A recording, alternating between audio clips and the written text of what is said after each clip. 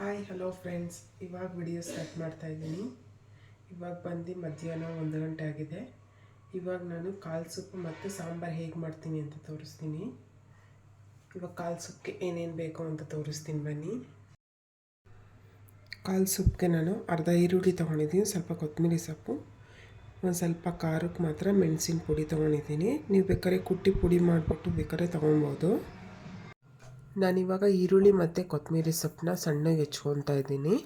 ಕಾಳು ಸೊಪ್ಪಿಂದ ಏನು ಯೂಸು ಅಂದರೆ ಹೈ ರಿಚ್ ಪ್ರೋಟೀನ್ ಇದು, ಮತ್ತು ತಿರ್ಗಾ ಮಕ್ಳಿಗೂ ಕೂಡ ಒಳ್ಳೇದಿದು ಕೊಟ್ಟರೆ, ಮತ್ತು ದೊಡ್ಡವ್ರು ಕುಡಿದ್ರೂ ಮೂಳೆಗೆ ಸ್ಟ್ರೆಂತ್ ಇದು, ಮತ್ತು ತಿರ್ಗಾ ಇದು ಹೈ ರಿಚ್ ಪ್ರೋಟೀನ್ ಅಂತ ಹೇಳ್ತಾರೆ. ಮತ್ತು ತಿರ್ಗಾ ನಾವು ಕಾಳು ಸೊಪ್ಪು ಮಾಡಿಬಿಟ್ಟು ಸ್ಟೋರ್ ಮಾಡಿಡಬಾರ್ದು, ಹಾಗೆಯೇ ಕಾಳನ್ನ ಮಾತ್ರ ಸ್ಟೋರ್ ಮಾಡಿಡಬೇಕು. ಒಂದು ಬಾಕ್ಸ್ ಒಳಗಡೆ ಹಾಕ್ಬಿಟ್ಟು ಡ್ರೈ ಮಾಡಿಡಬೇಕು, ಆವಾಗ ಚೆನ್ನಾಗಿರುತ್ತೆ. 3-4 ಡೇಸ್ ಆದ್ರೂ ಚೆನ್ನಾಗಿರುತ್ತೆ. ಇದು ನಮ್ಮ ಮನೆಯಲ್ಲಿ ತಿಂಗಳಲ್ಲಿ ಒಂದ್ಸಲಿನಾದರೂ ನಾನು ಮಾಡ್ತೀನಿ ಇದನ್ನು, ಈ ರೆಸಿಪಿನ. ಈಗ ಕಾಳು ಸೊಪ್ಪು ಹೇಗೆ ಮಾಡ್ತೀನಿ ಅಂತ ತೋರಿಸ್ತೀನಿ. ಇವಾಗ ಒಂದು ಕುಕ್ಕರ್ ಬಿಸಿಗೆ ಇಟ್ಕೊಳ್ಳೋಣ. ಒಂದು ಸ್ವಲ್ಪ 1 ಸ್ಪೂನಷ್ಟು ಎಣ್ಣೆ ಹಾಕ್ತಾಯಿದ್ದೀನಿ ನಾನು.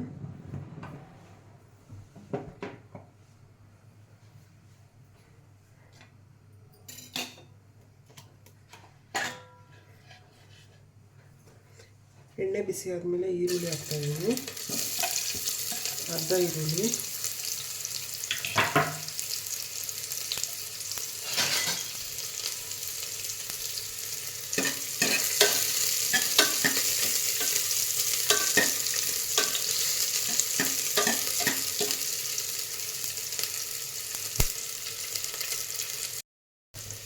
ಈರುಳ್ಳಿ ಫ್ರೈ ಆಗಿದೆ. ಈರುಳ್ಳಿ ಫ್ರೈ ಆದಮೇಲೆ ಇವತ್ತು ತೊಳೆದಿಟ್ಕೊಂಡಿದ್ದೀನಲ್ಲ ಕಾಳನ್ನ ಹಾಕೋಣ. 4 ಕಾಲಿದೆ, ಆಮೇಲೆ ತಂದಿದ್ರು.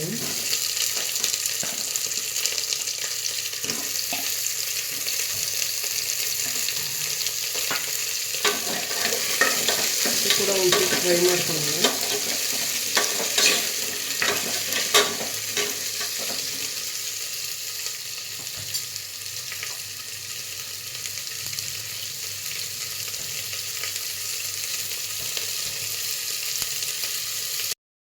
ಇವಾಗ ನಾನು ಅದಕ್ಕೆ 2 ಗ್ಲಾಸ್ ನೀರು ಹಾಕ್ತಾಯಿದ್ದೀನಿ.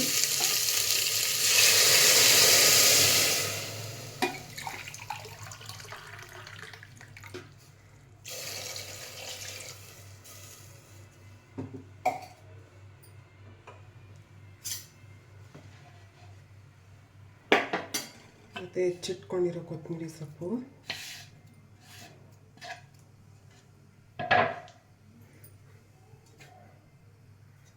ಮತ್ತು ಮೆಣಸಿನ ಪೌಡರು. ಕಾಳು ಸೊಪ್ಪಿಗೆ ಎಷ್ಟು ಬೇಕೋ ಅಷ್ಟು ಮಾತ್ರ ಉಪ್ಪು ಹಾಕ್ತಾಯಿದ್ದೀನಿ, ಕಲ್ಲುಪ್ಪು. ಇವಾಗ ಲಿಡ್ ಕ್ಲೋಸ್ ಮಾಡ್ತಾಯಿದ್ದೀನಿ.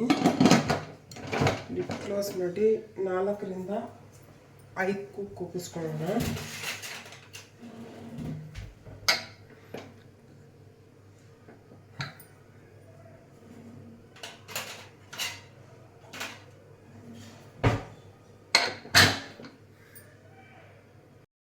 ನೋಡಿ, ಕಾಳು ಸೊಪ್ಪು ಈ ಥರ ಆಗಿದೆ. ಇವಾಗ ಇದನ್ನೊಂದು ಸ್ವಲ್ಪ ಸಪ್ರೇಟ್ ಮಾಡ್ಕೊಳ್ಳೋಣ. ನೋಡಿ, 2 ಗ್ಲಾಸಷ್ಟು ಮಾತ್ರ ಎತ್ಕೊಂಡಿದ್ದೀನಿ ನಾನು ಅಷ್ಟೇ. ನೋಡಿ, ಹೀಗಿರುತ್ತೆ. ಜಾಸ್ತಿ ಎಣ್ಣೆ ಬಿಡಬಾರ್ದು, ಅದರೊಳಗಡೆ ಎಣ್ಣೆ ಬಿಟ್ಕೊಳುತ್ತೆ. ಅದಕ್ಕೋಸ್ಕರ ನಾನು ಒಂದೇ 1 ಸ್ಪೂನ್ ಮಾತ್ರ ಎಣ್ಣೆ ಹಾಕಿದ್ದು ಅಷ್ಟೇ. ನಾನಿವಾಗ ಸಾಂಬಾರಿಗೆ ಅರ್ಧ ಈರುಳ್ಳಿ, ಸ್ವಲ್ಪ ಕೊತ್ತಂಬರಿ ಸೊಪ್ಪು, 1 ಟೊಮೆಟೊ, ದೊಡ್ಡ ಟೊಮೆಟೊ, ಖಾರಕ್ಕೆ ಎಷ್ಟು ಬೇಕೋ ಅಷ್ಟು ಒಣಮೆಣಸಿನ್ಕಾಯಿ, 4ರಿಂದ 5 ಸ್ಪೂನ್ ತೆಂಗಿನಕಾಯಿ, 1 ಇಂಚ್ ಶುಂಠಿ, 1 ಗೆಡ್ಡೆ ಬೆಳ್ಳುಳ್ಳಿ, ಒಂಚೂರು ಕಡಲೆ, ಇಷ್ಟು ತೊಗೊಂಡಿದ್ದೀನಿ. ಇವಾಗ ನೋಡಿ, ಬಾಣಲೆ ಬಿಸಿ ಆದಮೇಲೆ ಈರುಳ್ಳಿ,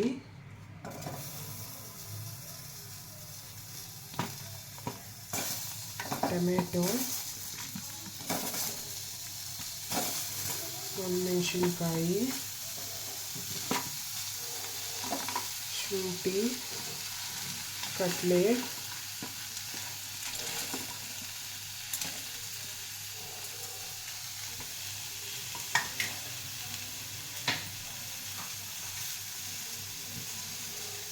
ಮತ್ತು ಒಂಚೂರು ಗಸಗಸೆ,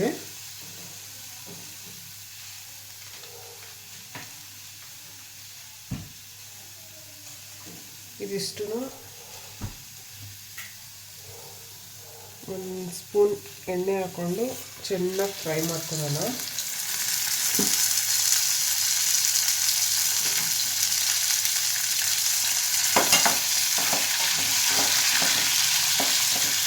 ಮತ್ತು ಅದ್ರ ಜೊತೆ ಕೊತ್ತಂಬರಿ ಸೊಪ್ಪು ಕೂಡ ಹಾಕ್ಕೊಂಡಿದ್ದೀನಿ, ಅದನ್ನು ಕೂಡ ಫ್ರೈ ಮಾಡ್ಕೊಳ್ಳೋಣ ಒಂದು ಸ್ವಲ್ಪ.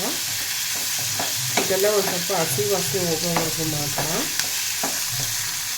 ನೋಡಿ ಇವಾಗ ಅದೆಲ್ಲ ಚೆನ್ನಾಗಿ ಫ್ರೈ ಆಗಿದೆ, ಅದನ್ನು ಆರೋದಕ್ಕೆ ಬಿಡೋಣ.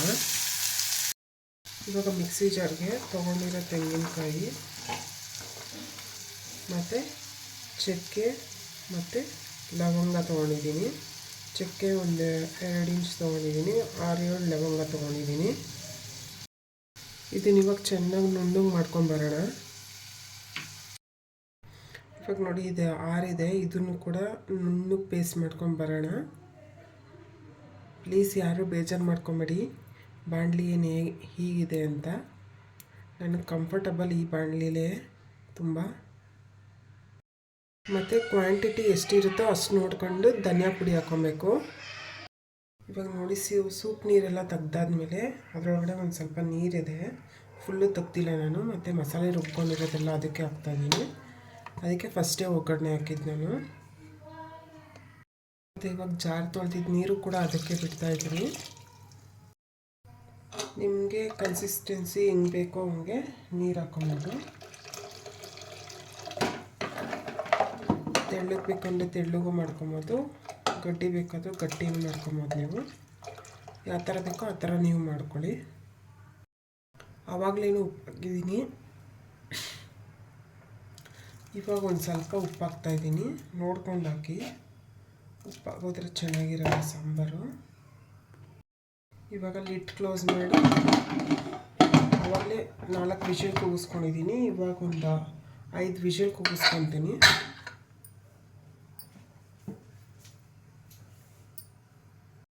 ನೋಡಿ ಸಾಂಬಾರು ಹೀಗಾಗಿದೆ. ಮುದ್ದೆ, ಅನ್ನ, ಸಾಂಬಾರು, ಚಪಾತಿಗೆಲ್ಲ ಚೆನ್ನಾಗಿರುತ್ತೆ. ಈ ವಿಡಿಯೋ ಇಷ್ಟ ಆಯಿತು ಅಂದರೆ ಲೈಕ್ ಮಾಡಿ, ಶೇರ್ ಮಾಡಿ, ಕಮೆಂಟ್ ಮಾಡಿ. ಪ್ಲೀಸ್ ನನ್ನ ಚಾನಲ್ನ ಸಬ್ಸ್ಕ್ರೈಬ್ ಮಾಡ್ಕೊಂಡು ನೋಡಿ. ಮುಂದಿನ ವಿಡಿಯೋಲಿ ಸಿಗೋಣ. ಬಾಯ್.